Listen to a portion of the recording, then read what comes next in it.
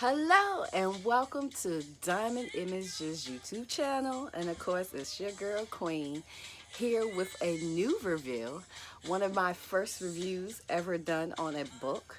So yes, I am happy to be giving a book review because your girl Queen do be doing a lot of reading on the background. This particular book review is no other than the most recent book of Sister Souljah, Life After Death. This book is actually the sequel of The Coldest Winter Ever. I love The Coldest Winter Ever. When I first read this book, it was in that mix of high school, going to college, freshman year. And actually, it was a friend that lived in Trenton, New Jersey. And she pretty much really recommended the book to me. And I read it and I was ecstatic by reading The Coldest Winter Ever. One thing that came to my surprise is that my uncle name is actually mentioned in the book. And I'm not just saying first name, I'm talking about his first and last name is mentioned into this book. And my last name is very unique. So to see something like that, I was just like, wow. And I mean, just everything in the book was really a life learning lesson for Winter Santiago. Now, here we go, 20 years later. After the ending of the book, which most people would know from Coldest Winter Ever, Winter Santiago was actually caught basically in a car that had drugs, had gun. It was in her name, although she did not put all of it together. It was a guy who she was dating, but she took the rap because, as she said, the Santiagos are no snitch. And basically, this book is just now coming out, which is approximately about 20 some years after The Coldest Winter Ever, to give readers that feeling of what it is when someone goes away to prison. And pretty much Winter Santiago was on a 15-year stench. So Sister Souljah has blessed us with this particular book. I've started to read it. I'm only halfway into the book. So I'm going to do this as a two-part series. This is going to give you a rundown, a little spoiler of the book from approximately chapter 1 to roughly about chapter 13. And I will follow up with a second series that will actually cover more of the background, which will be from chapter 13 to the final chapter in the book. This book has been interesting. I'm not going to lie, Sister Souljah. After I was starting to read it, I was getting a little bit like, okay, what in the world is going on? But the book starts off with Winter Santiago being released from prison. Upon her being released from prison, her sister Portia, husband, is basically a director, and he encouraged her to do a reality show based on her being released, and then she could have any of her girls. So of course, that is how the book start off. Then next thing you know, you find out Winter's been shot. She's dead. And now her spirit is floating around trying to find herself. Throughout the book, you would notice that Winter finds herself in different types of realms. For example, when her body leaves, the merciful one, gives you 3 opportunities to go to 3 places that you feel as though that you want to say your last goodbye to. Her first location actually was a little bit more towards her father. If I'm not mistaken, it was her father. She saw her father in prison.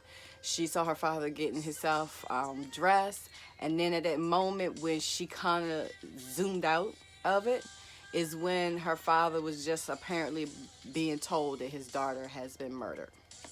Then she goes to the next scene, which is her in her friend's after party, which was supposed to have been her reality party after party being held at one of her friends' Asia.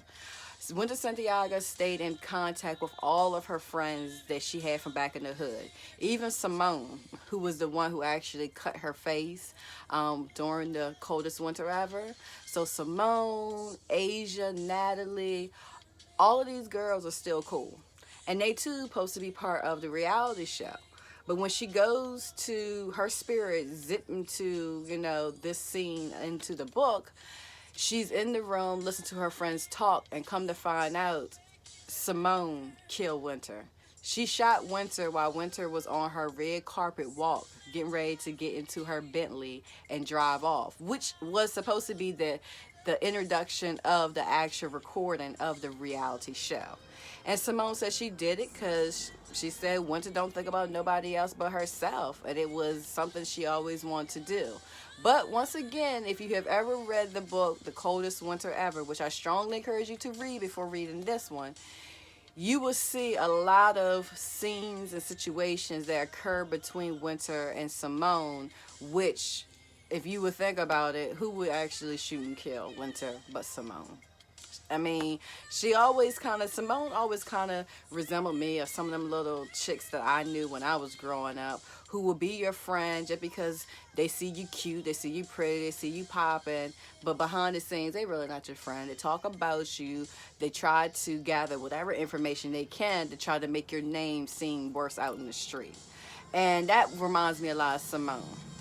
But Winter bounced out of that, and then she ends up at this beautiful castle that has like pearl doors, gold doors, sterling silver doors, and steel doors, and $1,000 shoes in the closets, and all types of stuff. And she's like, "Where is she?" Come to find out, she is in Midnight's palace that is located in the UAE. And she is ecstatic because she sees his wife, who is basically described as a beautiful woman, who could speak a different language, of course. And at the same time, too, she could tell that Midnight is very, very much in love. However, Midnight has not only this wife, but like 4 other wives and like 20-some kids. And Winter reports comments that, that's not the life she wanted to live. And the next thing you know, Winter zips out of that, and then she ends up somewhere she don't even know where she is, which is darkness. So she's in darkness, hoping and wanting to be able to have light. And then a gentleman arrives. This gentleman takes her on a whirlwind. He's in like a stylish car. He looking fly. And she's like, wow, this is the dude who I want to be with. This is my dude.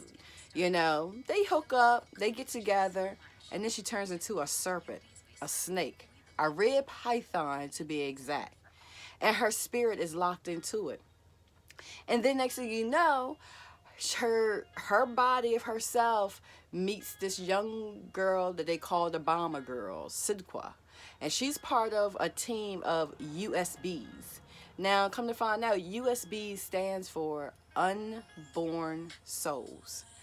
And pretty much Sidqua tried to tell her that right now you are stuck at this area, which is basically the end before it's over, where this is your opportunity to transform and to get ready to go to heaven, or you get ready to go to eternity of flames and fire, basically. A difference making of the heaven and hell. And Sidqua is trying to explain to her, but Winter Santiago got herself that bitchy attitude. She don't trust nobody except for this dude who she riding around with, who she just messed around with, and she putting all her trust into him. Well, she leaves Sidqua. She goes with the dude again, come and get her. And mind you, Sidqua warns her. Sidqua tell her, dude, leave that dude alone. His name is called Lucifer 66, and he is Shantan's one of his sons. And they call him that nigga. And you need to leave that nigga alone because he's no good. And he's just trying to get your soul tied up so that you can be in an eternity of life of flames and fire. Well, of course, she leaves with him. She go mess around with that nigga. And this time when she wakes up, she's a dog. So, later on in the book, you find out where a group of women are actually had transformed into animals. And based on this animal transformation, they was released by these unborn souls into a convention. And these unborn souls is basically telling them that pretty much they found out that nigga is the one who's been changing them into these different animals. And on top of it, them are the ones, USBs, are fighting the devil's warriors to protect their souls because they want their souls to actually transition and go into heaven. And pretty much these unborn souls are aborted babies that all these women have actually had aborted, and they saying that, you know, you are our mothers and we are the unborn souls that wasn't able to enter this world, but we still love you and we want to walk you into the right path to heaven. And of course, Winter is sitting there like, this ain't got nothing to do with me. This is some, you know, fluke stuff, basically. Come to find out, if you have read The Coldest Winter Ever, you would know it was a scene where Winter was pregnant. And she had went and actually had gotten an abortion. And it didn't dawn on her then until the announcer said, when you hear your name, we want you to come forth so you can actually meet your unborn child, so that hopefully they can convince you to take the path to the actual, you know, the one, the merciful one.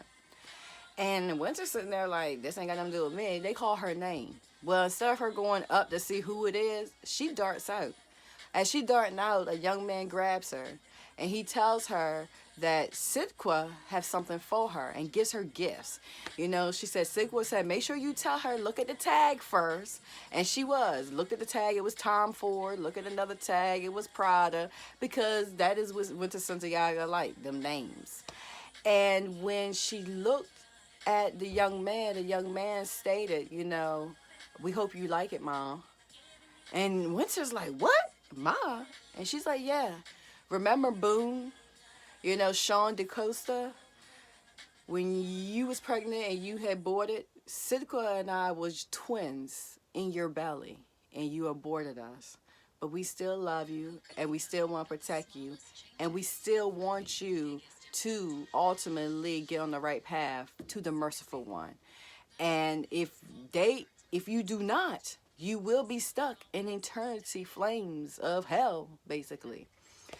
And at this particular moment, Lucifer 66 arrives, and he sees Winter, and he goes after to get Winter, and that's when the UBS army is fighting against the devil's army. And at this particular moment, Lucifer 66 get hit, so he's hurting. So Winter is rushing over to save him. Now, mind you, everybody didn't warn Winter about this dude. Even Winter had even seen this guy having sex with other women while she was a python and while she was a dog. She wouldn't leave. She stayed there while this dude was just doing certain type of stuff. And as the UBS, basically in their convention, they was trying to explain to these women that you have constantly been making the wrong choices, the wrong decisions. You constantly run into the ones who hurt you and harm you, and we are here to save you. And at this particular moment, as she's running to help Lucifer 66 to tend to his wounds, Sidqua, who she now knows is her actual, you know, one of her kids, her daughter basically, arrives. And she's like, you know, why are you doing this? Why are you constantly running to the ones who wants to hurt you instead of the ones who want to love you and protect you and put you on the right path?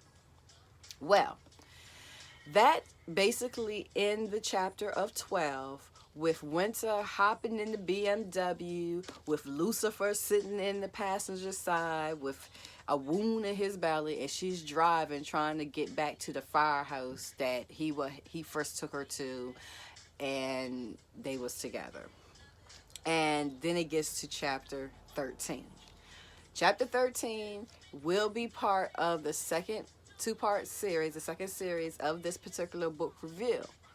But as you can kind of see how the start of it. Sister Souljah, girl, I don't know what you was smoking when you started writing this book, but it is some off the wall and keep you reading.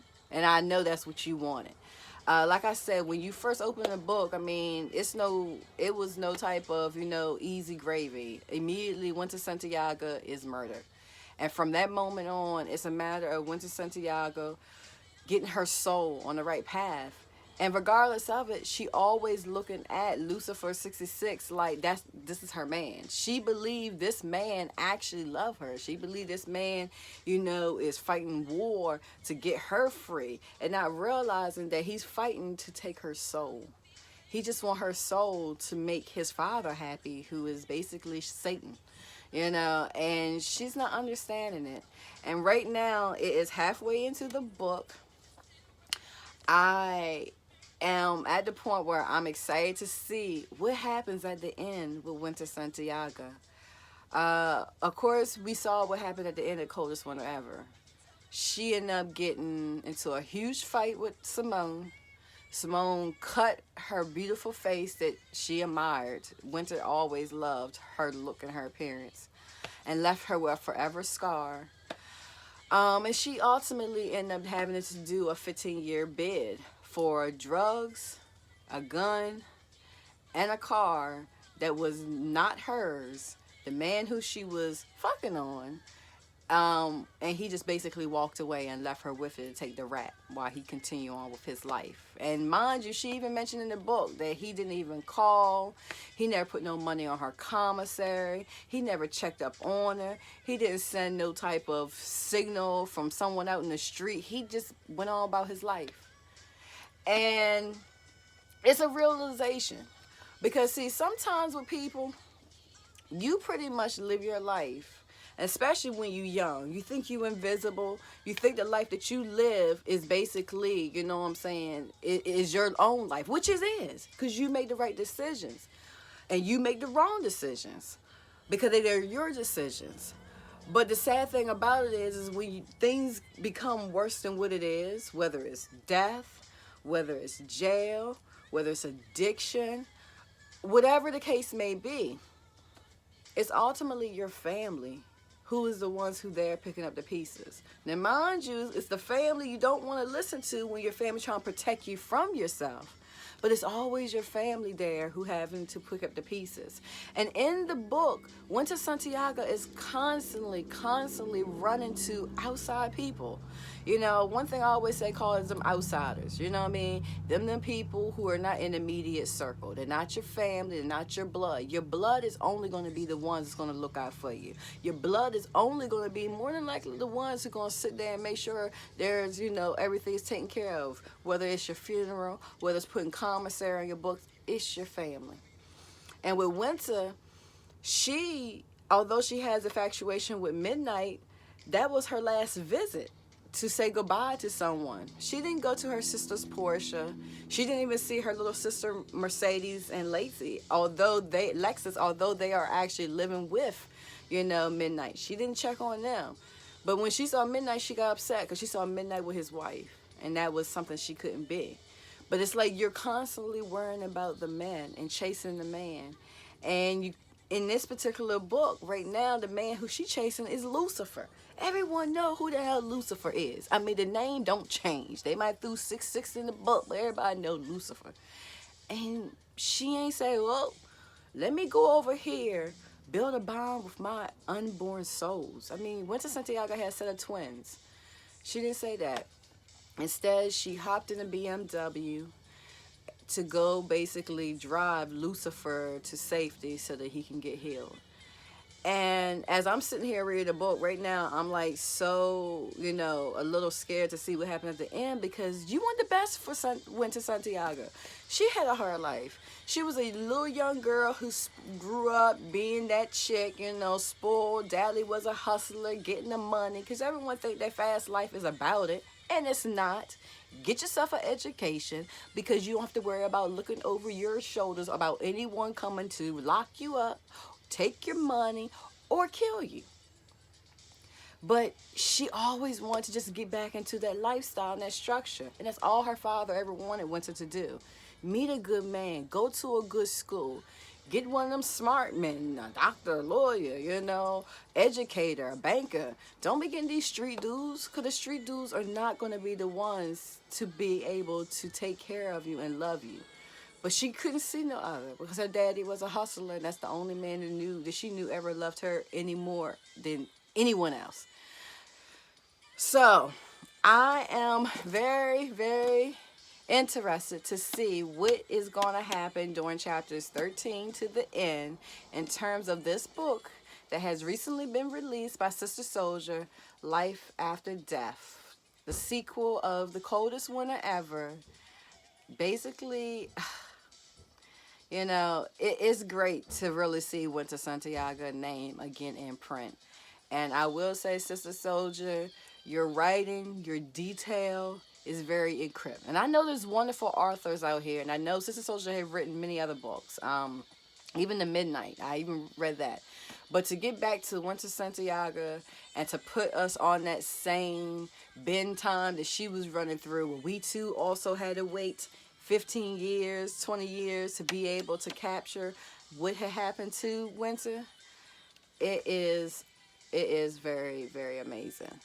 Like I said, the book started off the bat, you know what I mean, interested. Winter, is shot. She's killed. And basically this book is exactly it. Life after death. So, this is my first series review of Sister Souljah's Life After Death. Your girl Queen, who you can definitely find on Twitter or Instagram, Diamond2Queen. And please feel free to check back here on Diamond Images YouTube channel for the part 2 of my review on what happened. So, I really appreciate you tuning in, and I hope to actually see some more views from you in the future.